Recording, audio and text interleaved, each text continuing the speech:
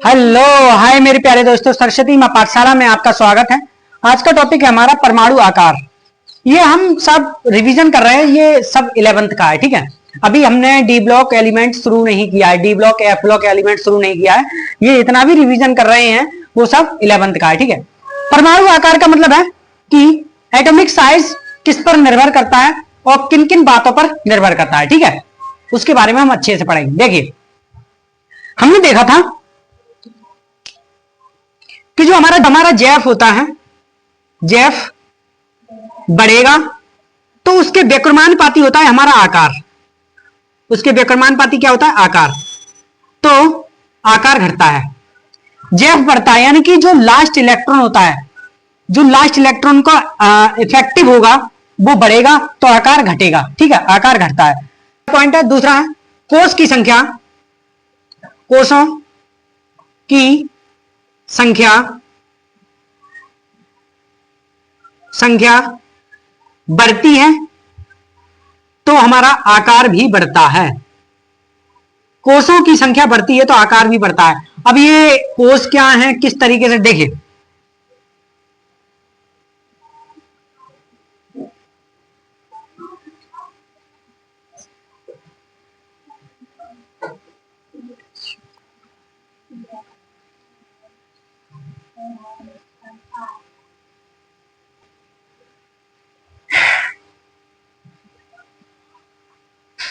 देखिए अब क्या होता है मेरे प्यारे दोस्तों, ऊपर से हम नीचे जाते हैं, ऊपर से नीचे की ओर जाते हैं तो हमारा इनका कोषों की संख्या बढ़ती है। जैसे ये है 1s2, ये है 2s2, ये है 3s2, ये है 4s2, ये है 5s2, सही है 5s2। तो इस तरीके से हम नीचे के लिए जाते जाते हैं तो कोषों की संख्या बढ़ रही है। पहले थी 1, फिर 2, फिर 3, फिर 4, फिर 5। तो कोषों की संख्या बढ़ रही है तो हमारे आकार में भी वृद्धि होगी, ठीक है। ऊपर से नीचे जाने पर,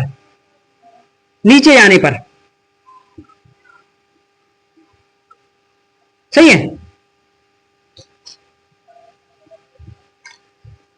कोषों की संख्या बढ़ती है तो आकार भी, जब नीचे जाते हैं ऊपर से नीचे तो हमारा आकार भी बढ़ेगा। जब कोषों की संख्या बढ़ेगी तो आकार भी बढ़ेगा, ठीक है। अच्छे से आपको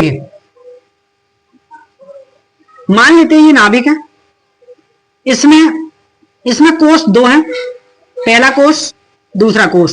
इसमें 3 होंगे 3 कोष, इसमें 4 होंगे 4, इसमें 5 होंगे 5, ठीक है। तो इतनी दूर जाते जाएगा तो इफेक्ट कम होता जाएगा, इफेक्ट कम होगा। जब इफेक्ट कम होगा तो मतलब उसका आकार बढ़ेगा, ठीक है। तो इसी चक्कर में जब कोषों की संख्या बढ़ती जाती है, तो आकार में वृद्धि होती जाती है, आकार बढ़ता जाता है, ठीक है। और देखिए जब बाएं से दाएं जाते हैं,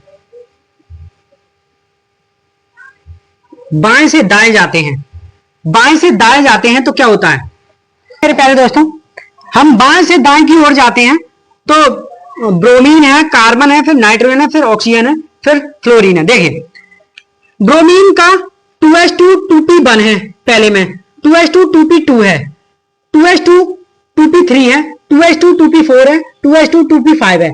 तो इसमें क्या देखा, इसमें आपने देखा कोषों की संख्या नहीं बढ़ रही है, कोषों की संख्या बढ़ रही है, कोष 2 का 2 ही है, कोष क्या 2 का 2 ही है, कोषों की संख्या नहीं बढ़ रही है ना, कोष 2 का 2 ही है, ठीक है। कोषों की संख्या नहीं बढ़ रही है, ठीक है। तो इसका मतलब क्या हुआ कि देखिए ये है हमारा नाभिक है, पहले में ये पहला है, ठीक है। तो पहले में तो 2 इलेक्ट्रॉन होंगे ही होंगे, दूसरे में 1 इलेक्ट्रॉन है, इसका नाभिक ये है, तो पहले में तो 2 इलेक्ट्रॉन होंगे ही होंगे, दूसरे में कितने होंगे 2, ठीक है, 2 सिर्फ 2 होंगे।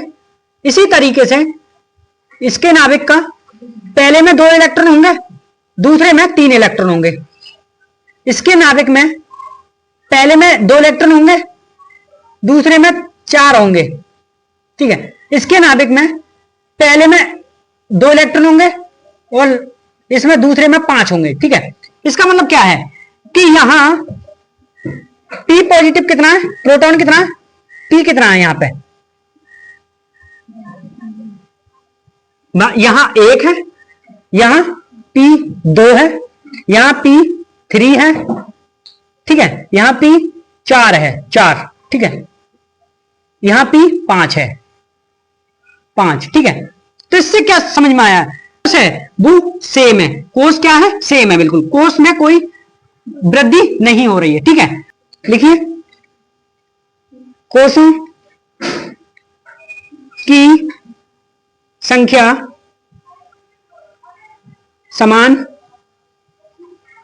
समान है, कोषों की संख्या समान है, तो जेफ हमारा बढ़ेगा, जेफ हमारा बढ़ेगा, पर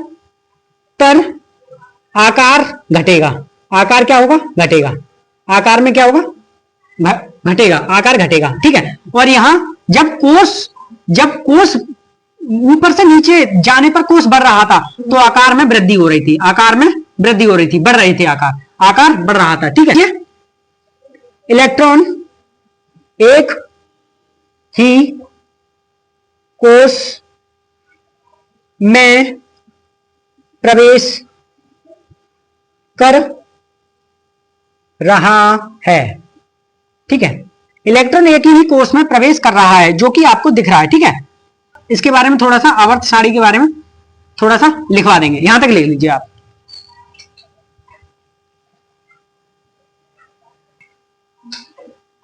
आगे देखिए मेरे प्यारे दोस्तों, अर्थात आवर्त सारणी में बाएं से दाएं जाने पर आकार घटता है, आकार घटता है, ठीक है, आपको मैंने बता दिया अभी। ऊपर से नीचे जाने पर आकार बढ़ता है, ऊपर से नीचे जाने पर हम बाएं से दाएं गए तो आकार घट रहा था, आकार क्या हो रहा था, घट रहा था, अभी हमने देखा, ठीक है। ऊपर से नीचे गए तो आकार बढ़ रहा है, आकार में वृद्धि हो रही है, आकार बढ़ रहा है, ठीक है। यही हमने लिख दिया यहाँ पे, ठीक है, उतार लीजिए। इस लेक्चर में इतना ही, ये आपने पढ़ा अब तक, ये सब 11th का पढ़ रहे थे आप, सही है, ये रिवीजन था आपका। अब चैप्टर कल से स्टार्ट होगा, DF तथा D ब्लॉक एलिमेंट का ये चैप्टर। ये वीडियो को देखिए, लाइक कीजिए, चैनल को सब्सक्राइब कीजिए और अपने दोस्तों को भी शेयर कीजिए। धन्यवाद।